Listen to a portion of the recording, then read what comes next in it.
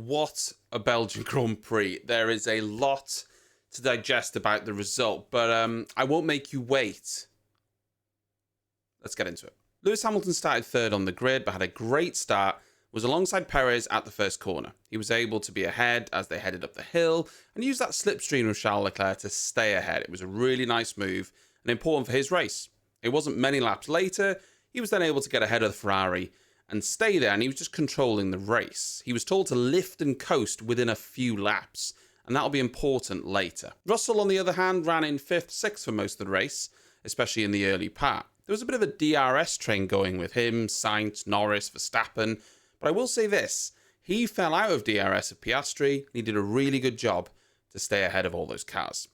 On lap 11, he pitted for the hard tyres, and much to everyone's shock, he didn't stop again. This meant that when Hamilton did his second stop, which he didn't really need to do as it turns out, he came out behind his teammate, and despite closing the gap to Russell, he couldn't quite get past Russell at the end of the race, and Russell won on track. But there are a couple of key points to note here. Overtaking, as it turns out, was quite difficult around Spa. They reduced the DRS zone, the activation point down the Kemmel Straight, and cars weren't really overtaking down into the next corner. And when cars got in the dirty air of ones up front, they just couldn't get past.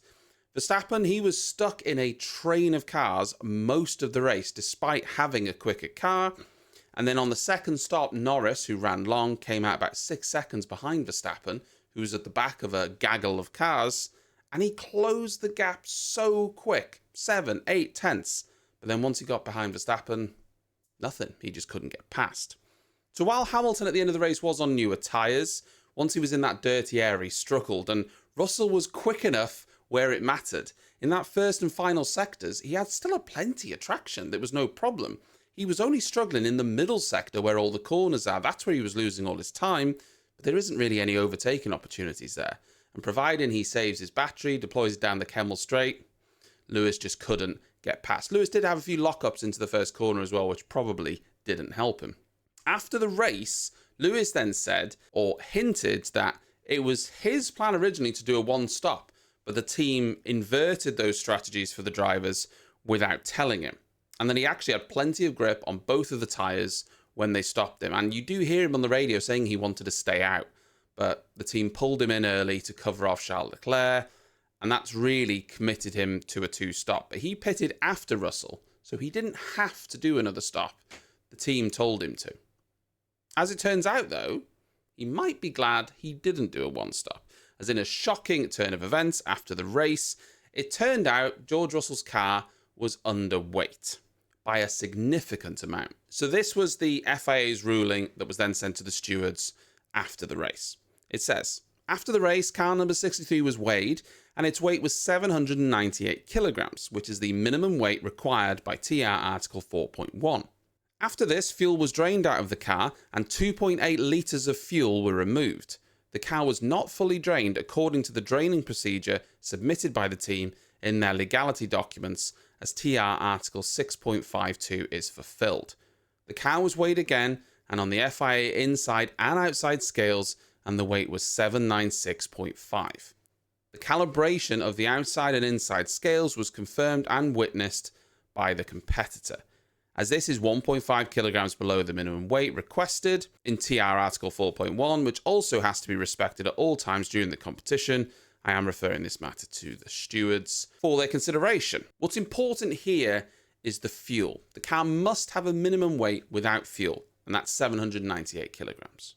When the car was first weighed, it came in at exactly 798 kilograms, but 2.8 litres was removed from the car because it wasn't fully drained. Once that had happened, it then weighed in at 796.5, meaning it was 1.5 kilograms underweight. This isn't a debate. This isn't a, there's a little bit of wiggle room here. It's black and white in the rules.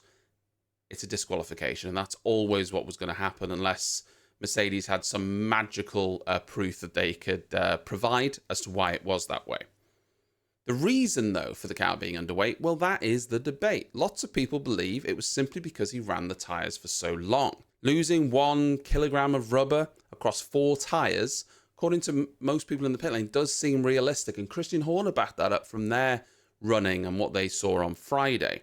So there's a very good chance that this weight has come from him running those hard tyres for so long. After every race, you hear engineers telling you to pick up marbles, but there was no opportunity to do that at Spa. On the in-lap, what they do is they run over all the discarded rubber, those marbles that are pushed off the racing line, and they get that pickup on their tyres. This then essentially gives the car some extra weight. It's a known thing that drivers do, and they're told to do by their engineers. However, at Spa, you can't do this because there's no in-lap. Once they cross the line, they then are diverted backwards into the pits, leaving no opportunity to do any pickup. Despite that, and this is crucial, all of the cars were weighed, and they were all legal. And a few of them did do one-stops as well. So all of them passed the weight test. Fernando Alonso was one of the other cars that was in the top 10. He did a one-stop, and his car was legal. Now, we don't know, though, the base weight of the Aston Martin. It's possible the Aston Martin is running overweight. We don't know. So they might not even be at the weight limit. It's important that we caveat that. We don't know the standard weight of the cars, but still, other cars did do a one-stop and weren't underweight. Maybe other cars left margin knowing it would be an issue, and so they lifted and coasted more. I take you back to what I said earlier. Lewis was lifting and coasting quite early on in the race. Maybe George was pushing those tyres very, very hard to make that strategy work and to stay ahead of Lewis, and because of that, he's pushed too hard and lost too much rubber. If it wasn't the tyres, I mean, what else could it be? Could the team have made a mistake with the ballast in the car? The cars get weighed regularly, so I don't suspect it's something untoward here. I do think it's likely the rubber, but it's something the team possibly should have considered. They changed a lot of parts on Friday on the car and reverted to the old spec. Is it possible they didn't put ballast back in the car and it's a human error? You know, an engineer has made a mistake here and that's why the car was underweight. I think it's unlikely, and the most likely scenario is it was down to the tyre wear. What I find interesting, though, is that the team left fuel in the car when it went to be weighed. Normally, the fuel would be removed beforehand. It leads me to believe that they kind of had an idea this was going to happen.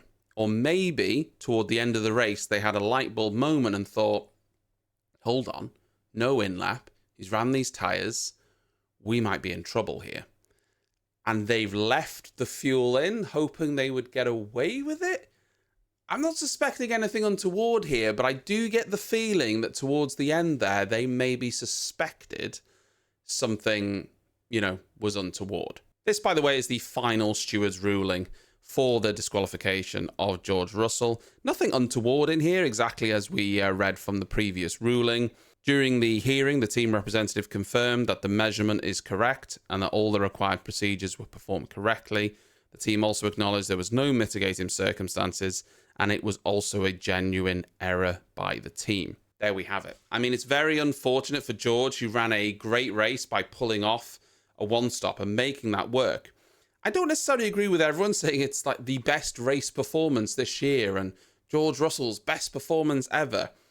I don't mean to lessen what Russell did, but I believe if any of the top 6 drivers in the race did the exact same thing, they could have also made it work. I think the hard tyre shocked everyone. What you need to remember is Lewis and Leclerc and the people at the front had something to lose. They were doing a 2-stop because that is the most logical stop or process to do during the race. That made the most sense. Russell had nothing to lose. He was in 5th, 6th. He'd already been undercut. If he stopped, he was going to come out in 7th or 8th. If he goes long, there is a chance he gets a podium. I think no one expected, including Mercedes, for him to end up at the front. I think the fact that those hard tyres, when severely worn, were holding up took everyone by surprise. He was just throwing a punt at it because he had nothing else to lose, and he was in a position to do that. Despite that, he took that opportunity. He said, let's stay out. The team said, are you sure? And he's like, yeah, let's stay out.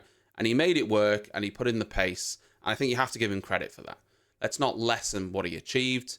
But at the same time, I feel like a mistake has been made here with the team.